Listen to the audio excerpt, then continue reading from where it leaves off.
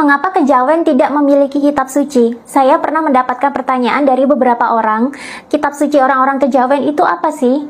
Karena memang di mata sebagian orang kejawen itu dikira sebagai agama. Bahkan dalam buku Sejarah Agama Manusia ini, kejawen juga diulas di dalamnya, di mana akhirnya ini semakin memperkuat dugaan sebagian besar orang bahwa kejawen adalah agama, walau mungkin mereka mengkategorikannya sebagai agama kuno yang ada di Nusantara.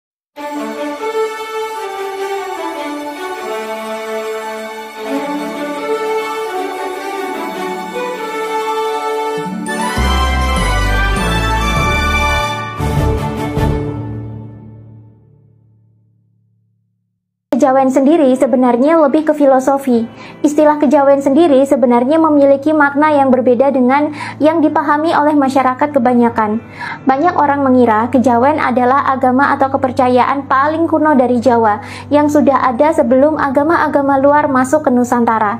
Padahal kejawen sendiri sebenarnya adalah aliran kepercayaan di mana ini sebenarnya adalah ajaran Islam yang lebih diambil di sisi makrifatnya, tapi sudah bercampur atau melebur dengan spiritual Jawa dan sisa-sisa kebudayaan Hindu-Buddha dulu.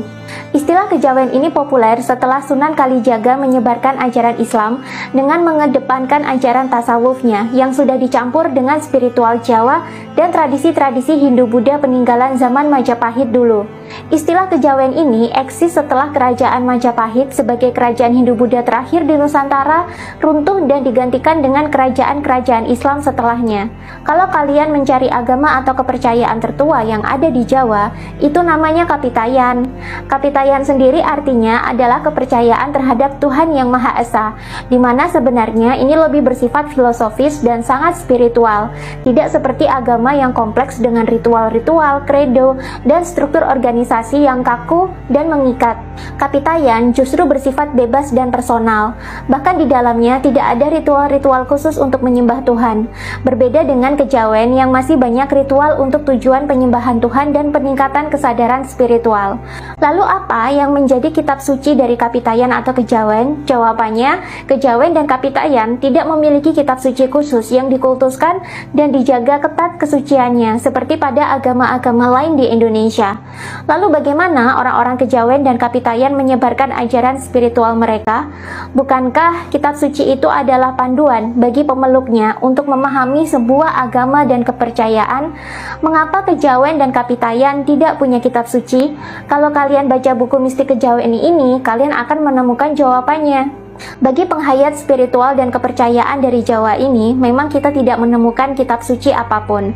Tapi dalam tradisi Kapitayan atau kejawen, lazim ditemukan banyak sekali kitab-kitab atau serat-serat kuno yang ditulis oleh leluhur-leluhur mereka yang memiliki tingkat spiritual yang tinggi.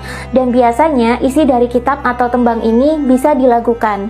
Kalian mungkin pernah mendengar nama-nama kitab atau serat seperti Babat Tanah Jawa, Serat Centini, Kitab Mahabharata, Serat Wedatama, atau Kitab Wirid Hidayah Jati. Ini adalah sebagian kecil nama kitab dan serat yang ditulis oleh leluhur Jawa. Serat dan kitab-kitab lain ada banyak dan ditulis oleh pujangga yang berbeda-beda. Kitab dan serat ini kebanyakan berisi tentang ajaran moral dan ajaran spiritual yang banyak disebarkan di Jawa kala itu. Dulu memang tidak ada satu kitab suci khusus yang dijadikan sebagai pedoman dan dikultuskan. Dulu siapapun leluhur yang memiliki pemahaman spiritual yang tinggi dan mampu menciptakan karya sastra, mereka akan menuliskan pemikirannya ke dalam serat atau kitab tersebut. Dan jangan kalian pikir serat atau kitabnya akan berbentuk seperti buku tebal, seperti kitab-kitab di film-film. Leluhur dulu biasa menuliskan serat ke dalam lembaran-lembaran daun lontar yang dipotong agak pendek lalu dijahit dan disimpan ke dalam kotak kayu. Lembaran-lembaran ini disebut sebagai rontal dan inilah yang menjadi acuan para pembelajar spiritual zaman dulu. Dulu masyarakat Jawa gemar mengkaji beragam kitab dari beragam pujangga. Mereka tidak saklek berkutat pada satu kitab atau serat saja, karena setiap pujangga memiliki pemahaman spiritual yang berbeda-beda. Namun bila ditarik benang merahnya, semuanya sama, yakni ke arah pencerahan spiritual atau kemanunggalan dan moral manusia.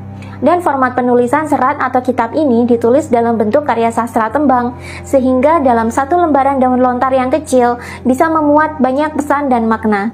Dan kata-katanya juga dipilih sedemikian rupa agar enak dilakukan. Ketika rakyat menyanyikan bait-bait dari serat inilah, maka ajaran-ajaran filosofi yang termuat di dalamnya bisa menyebar dari mulut ke mulut, dan bahasanya juga filosofis, syarat dengan banyak penafsiran. Sebab di zaman dulu, media penulisan atau dokumentasi tidak melimpah seperti di zaman sekarang.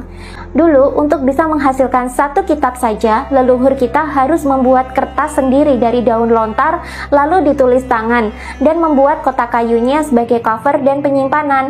Kalau ingin menduplikat serat atau kitab ini, ya harus dilakukan dengan cara yang sama. Sehingga kebayangkan untuk memproduksi satu kitab saja diperlukan waktu berapa lama? Dan dulu media penulisnya itu kecil, sehingga leluhur harus pandai-pandai memilih kata-kata. Bagaimana caranya? Dengan kata-kata yang singkat dan indah, tapi sudah bisa mengakomodasi makna spiritual dan moral yang begitu luas. Karena itu, bahasanya menjadi sangat filosofis dan multitafsir. Dan sebenarnya metode ini juga dipakai oleh nabi dan rasul-rasul agama lain dalam menuliskan kitab-kitab suci mereka.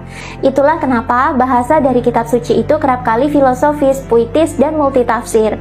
Nah, alasan lain kenapa dalam kepercayaan kejawen dan kapitayan tidak ada kitab suci, karena bagi penghayat kepercayaan ini, kehidupan adalah kitab suci mereka. Ini dijelaskan lebih lengkap dalam buku Mistik Kejawen berikut ini. Orang Jawa lebih suka mempraktekkan ilmu titen atau ilmu mengamati dalam proses spiritual mereka, di mana ketika manusia mengamalkan ilmu ini, maka ia menjadi pengamat atas segala hal yang ada dalam kehidupannya. Manusia jadi pengamat bagi lingkungannya, dan dia juga menjadi pengamat bagi setiap peristiwa-peristiwa yang terjadi dalam kehidupan itu sendiri. Dalam ilmu titen, manusia hanya perlu hadir menjadi pengamat, sehingga manusia bisa netral dan bertindak objektif.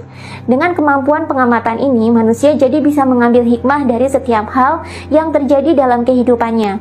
Pelajaran atau hikmah yang bisa dipetik inilah yang dijadikan orang Jawa sebagai media untuk meningkatkan kesadaran mereka, sehingga orang Jawa menjadi semakin sadar, semakin mengerti hukum-hukum alam, semakin paham bagaimana kehidupan bekerja, dan menjadi semakin mengerti apa itu hakikat kehidupan dan Tuhan itu sendiri. Karena itulah, di Jawa aktivitas meditasi menjadi aktivitas yang banyak dilakukan sehari-hari. Karena dengan meditasi ini, orang Jawa sebenarnya melatih dirinya untuk hadir menjadi pengamat. Bagi orang Jawa, mereka tidak perlu melekat pada satu kitab suci tertentu, karena kehidupan adalah kitab suci dari Tuhan yang harus mereka baca dan mereka pahami melalui ilmu titen. Selengkapnya bisa kalian baca sendiri di buku Mistik Kejawen berikut ini.